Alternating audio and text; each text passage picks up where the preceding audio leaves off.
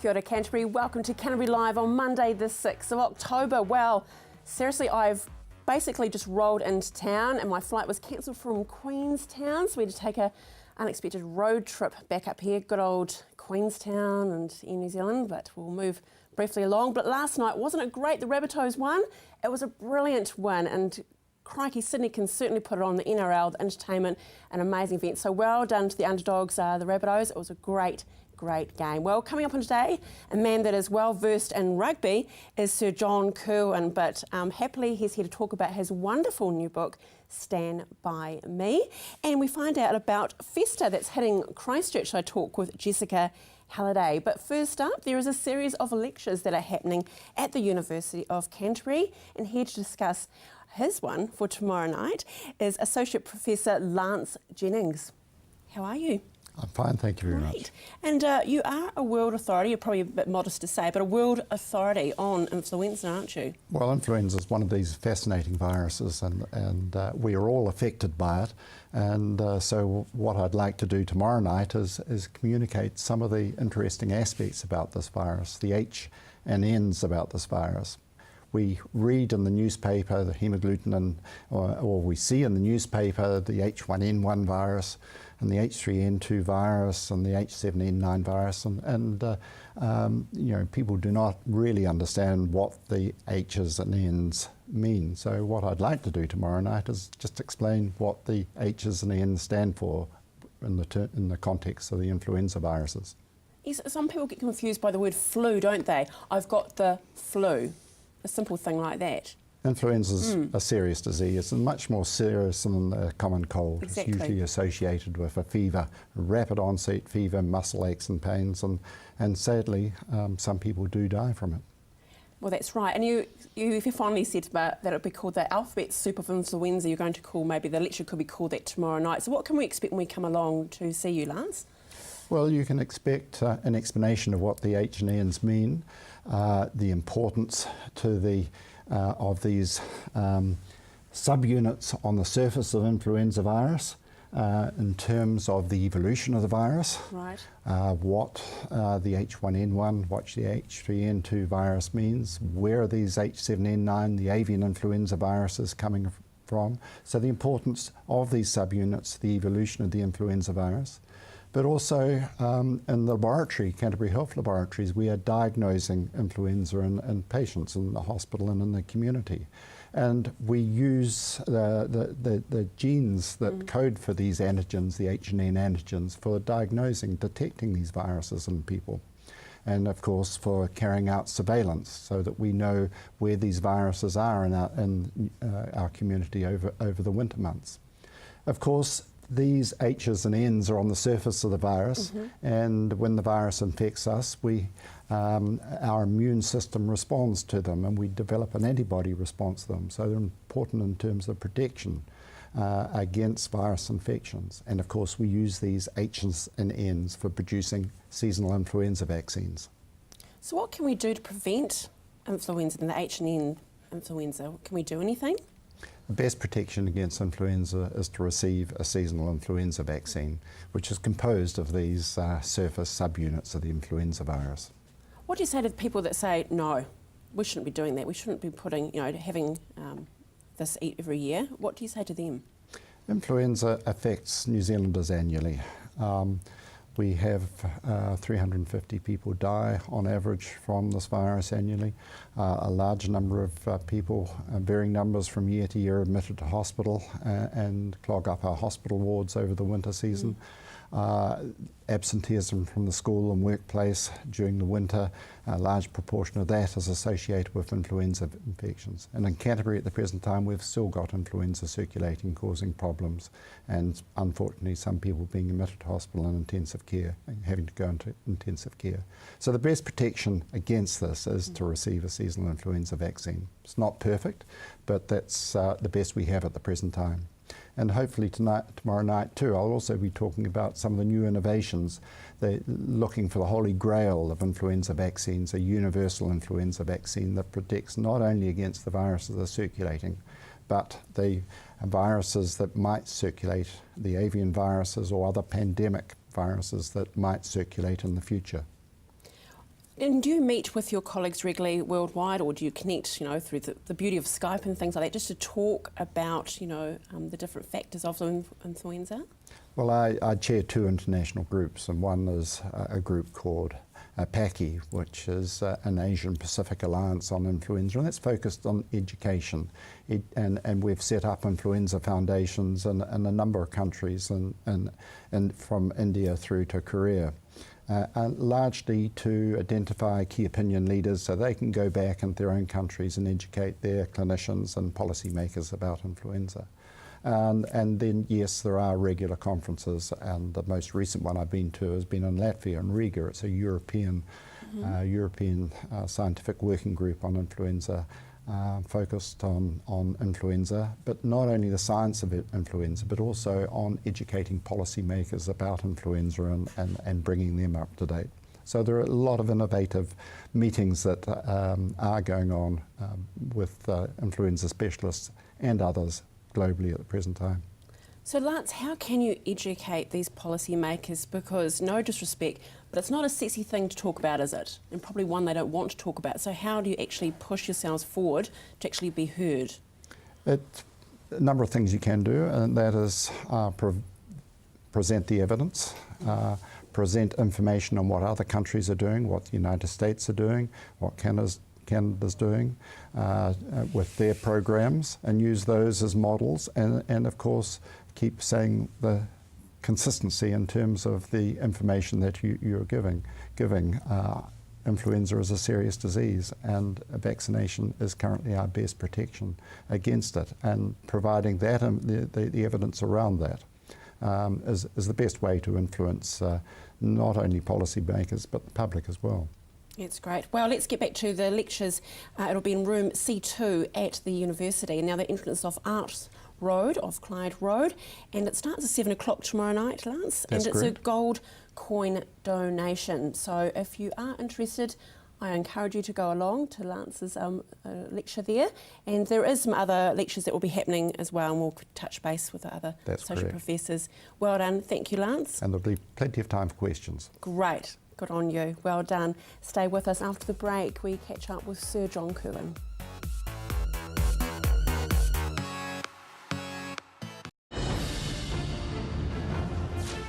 The world has a great deal to tell. Journalists from across the world report on their home nations and the experiences of the people who live there. World Stories.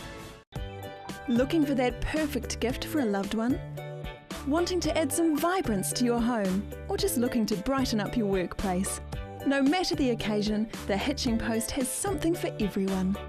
Lose yourself in their extensive range of homeware, art, glass and plasma cut metalwork. The Hitching Post is your one-stop shop for great style and quality. So come on down to the Hitching Post, 722 Marshland Road. Just 7 minutes north of Christchurch, Silverstream is a unique residential community carefully planned and developed within a rich and natural environment. A family home or terraced villas, Silverstream offers a wide range of living options for every stage of life. The show homes are open. You can select your section, design your home and choose your builder. Purchase a house and land package or the terraced villa for streamside living. Silverstream, a community for everyone. It's closer than you think. My son's helped me greatly with my independence now that I've got more mobility. Mum, I've been looking into stand assist chairs from More Mobility. They recline back with a footrest. Then when you want to get out of them, they stand you up. You can even sleep on them. More Mobility can bring one out for a free trial. There's even electric beds too. What do you think? For more range and more expert advice, see More Mobility, corner Clarence and Princess Streets off Blenheim Road. What a difference more mobility makes. Your new home follows 2 families over 12 weeks through the process of building a brand new home. Hear from the homeowners and learn more from the builders and tradespeople as we follow their exciting journey. Your new home, Tuesdays at 8 on CTV.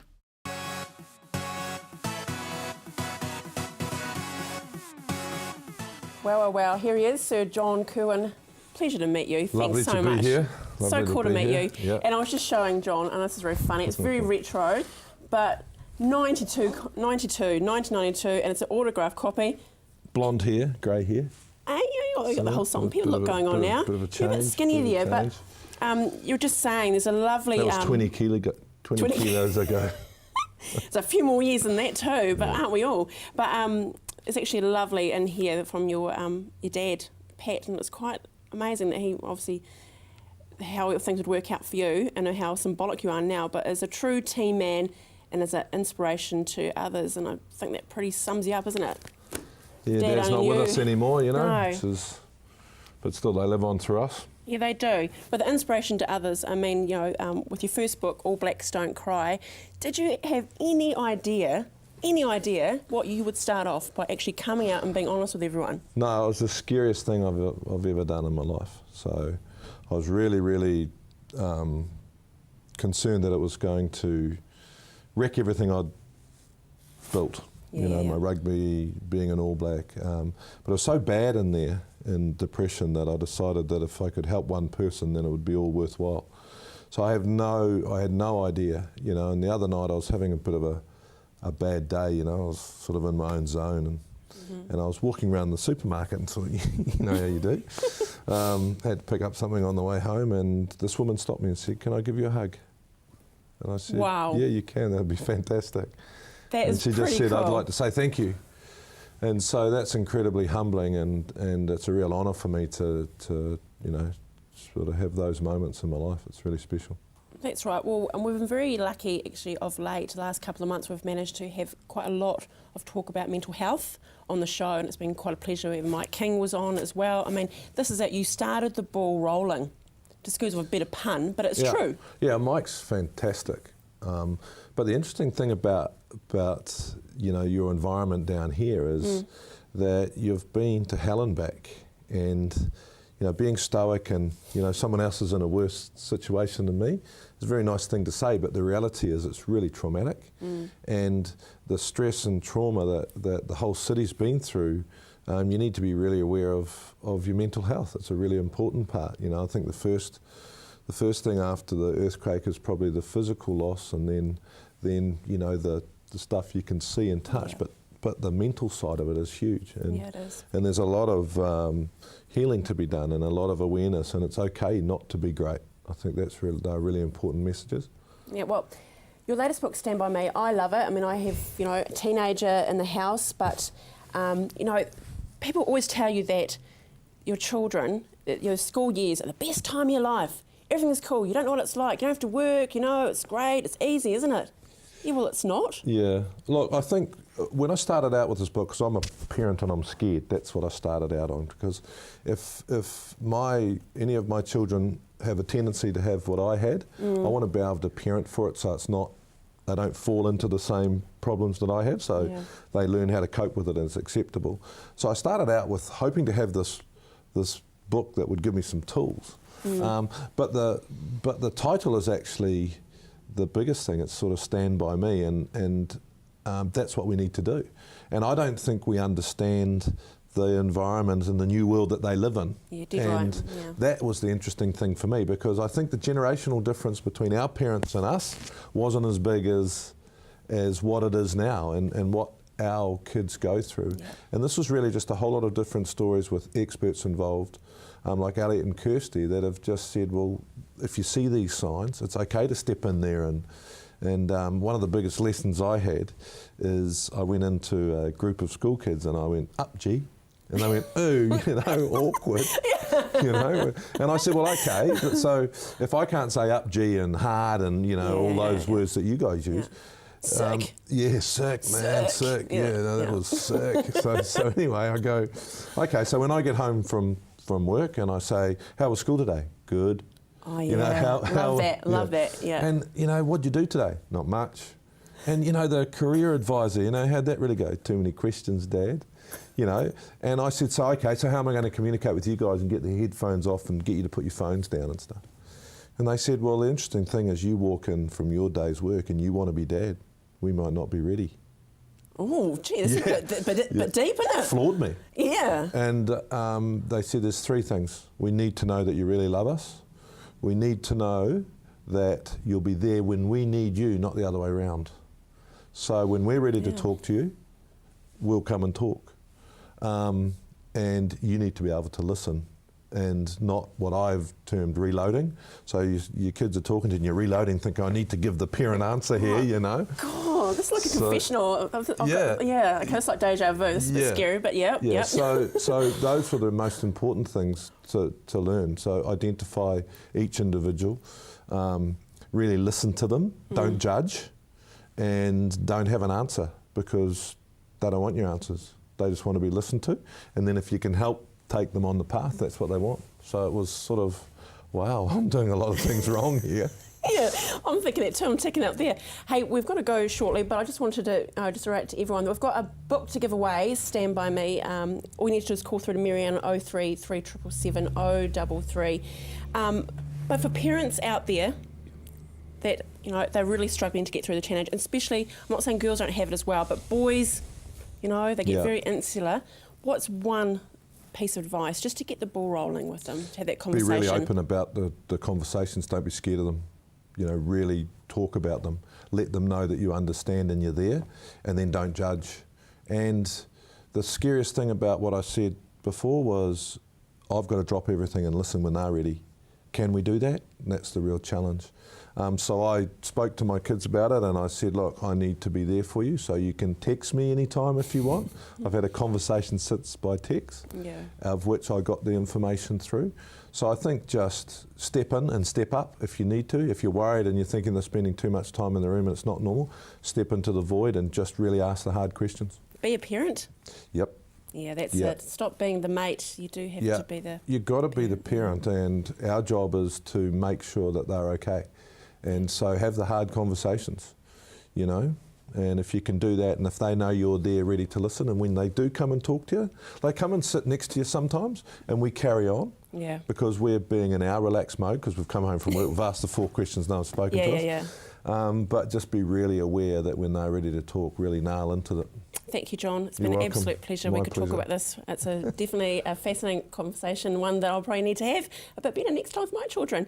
All the best to you, and thank you for standing by me. Stay with us after the break. We have more Canterbury Live. By me, oh, stand by me. Meet the latest arrivals at Berlin's 2 animal parks and find out what it takes to be a zoo baby in a modern zoo. Zoo Juniors. Wednesday nights at 8 p.m, right here on CTV. Located at the foot of the Port Hills, Berrymead Golf offers a spectacular location for any occasion. Make your dream wedding a reality with private use of our green function room, outdoor garden courtyard, large marquee and stunning gazebo. Or for your next conference, enjoy the relaxed atmosphere of Berrymead Golf, offering a private, spacious conference room with special deals to make any break a true break. All with customised catering from the Wow Cafe. Berrymead Golf, 50 Berrymead Park Drive, right next to the Berrymead Heritage Park. Come in and meet the locals at the Bush Inn Centre. Whether it's to grab a coffee on the go or to catch up with a friend over lunch or dinner, the Bush Inn Centre is the perfect place. With our unique range of shops, you'll find everything you're looking for and more. Our friendly locals are always happy to help. We have plenty of parking at the Bush Inn Centre, making your shopping experience just a little bit easier. So come in, meet the locals and shop Bush Inn. You'll find us on the corner of Riccarton and Waimari Roads. Hi, I'm Caitlin, the naturopath here at Staywell Pharmacy. Working with the pharmacist, I use herbal and nutritional medicine to recommend natural alternatives for your health. This can be to counteract any side effects of your medication, general health advice, or natural options for you and your family. I'm also available for consultations. So come in and see us at Staywell Pharmacy, 27 Shand Road, Hornby. Staywell Pharmacy, live well, stay well. Welcome to Caltex Redwood. We're a family-owned business proudly supporting our local community. We're open 24/7 for fuel and shop goods, and we have an amazing team of people ready to help you. Save at least 6 cents per litre using AA Smart Fuel cards. We also offer great value on our LPG bottle fills. We have a full workshop and Bridgestone Tyre Centre. Our mechanics and tyre technicians will get your car sorted. Caltex Redwood. We're just down from St Bede's on Main North Road. Caltex Redwood. What drives you? Let's face it, everyone has an agenda. And guess what? So do I. Every week, I'll pick 3 stories that grab my attention. Agenda with me, Brent Goff.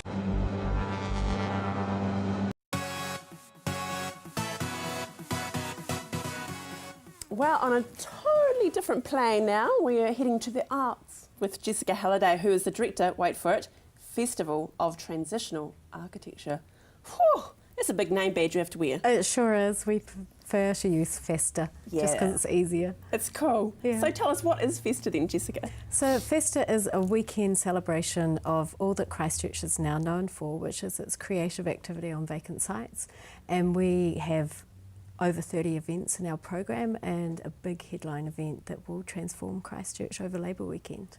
Transform, I love it. Yeah. So can you tease us with what we're going to expect? Sure, I can. So we've got our headline event called City Ups, which is a temporary city created by the next generation of architects. So 265 second-year students in 4 tertiary institutions are creating this temporary city for one night that we hope will bring tens of thousands of people into the city over Labour Weekend on the 25th of October.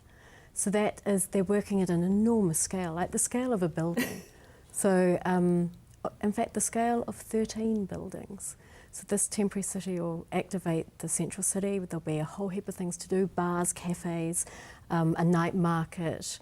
There'll be a games hall and a dance hall, a whole lot of things, just to give us that sense that the inner city is active and urban for the weekend. It must be an amazing time to be, firstly, an architect student and an architect, especially in Christchurch. It is. Like, there's so much creative scope, especially for young people at the moment, because they're the ones with the imagination, who aren't shackled in any way, and they've got the energy and the time, so it's fantastic to work with them. So how do you create a live future scenario? I mean, it sounds really simple to say it out loud, but to actually make it happen. Ooh, well, it's a lot. It's a big lead-in, yeah. And we work with experienced people. But these students, it's because it's broken into components, you know. So each of these student groups are working in 13 different studios, and they work in these teams that focus solely on their project. And we work with Uwe Rieger at the University of Auckland, who coordinates it all. And we bring in so many sponsors who are so generous to support us. You know, we're being loaned 20 tonnes of scaffolding to help create this temporary city. So Leia are loaning us that, and then 6 local scaffolding companies are putting it all up for free. I mean, so they're busy at the moment too. They are really busy. You know, it's not like it's a standing still. No, it isn't. So it's fantastic. Like, this is, like, it's a crowd-created festival. There's so many different parts that go into it. It's a mirror of city making and what it should be. It involves the community and architects and designers. There are clients, you know, the bars and the cafes. But it's a microcosm of what is happening anyway, but it's instant. You know, we create it and then it's gone. Well, we've got a website for you. It's pledgeme.co.nz. So is this where we can pledge resources or donations? Donations. So because it's a crowd-created festival, we thought we'd do some crowdfunding to accompany it. Our festival is entirely free, but it does take a lot of money and effort to make it happen. Yeah. And so instead of asking people for money on the street, we thought, why not ask people to support it in advance, so that when you get there, it doesn't cost anything. You don't buy a ticket, you don't have to pay an entry fee, but this is a way to ensure that the event happens and that it keeps on happening every year. I mean, 25 to 30,000 people came to our first event in 2012. It was the largest number of people to come into the inner city since the earthquake for Lux City in 2012. We figured that that's about $1 a head. Yeah, so exactly. we thought people might want to donate to that. So they can do that on the Pledge Me page. Oh, I think it's wonderful. It sounds fantastic, and we're actually going to have a snippet of your video about Festa, so stay with us. But thank you so much for joining us today on today's show. It was wonderful catching up with Sir John Kirwan. Tomorrow we catch up with Canterbury chef Tony Smith and his new book. Have a wonderful Monday. See you tomorrow.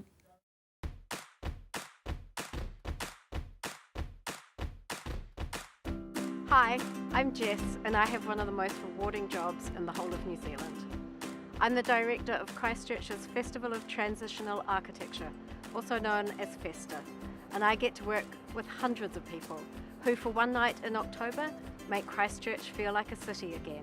You're probably familiar with the story.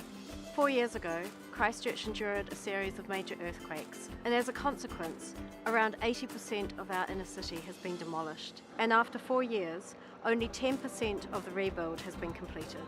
Christchurch still doesn't feel like a city. It doesn't have a sense of street life or an urban buzz. This Labour weekend, Festa and all our collaborators are going to make Christchurch hum again. Festa's headline event this year is called City Ups. It's a spectacular large-scale project that will transform Christchurch into a buzzing urban environment.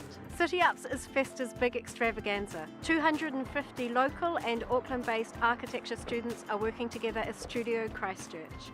They are making 13 towering, outrageous installations. This fresh, innovative temporary architecture will draw people into interactive urban spaces where they'll find pop-up cafes, an all-ages youth venue, a market, some bars, a games hall, and a dance hall and a soda bar, amongst other things. All of these activities are provided by local businesses, innovative individuals and arts organisations. You could think of City Ups as a kind of crowd-created urban temporary development.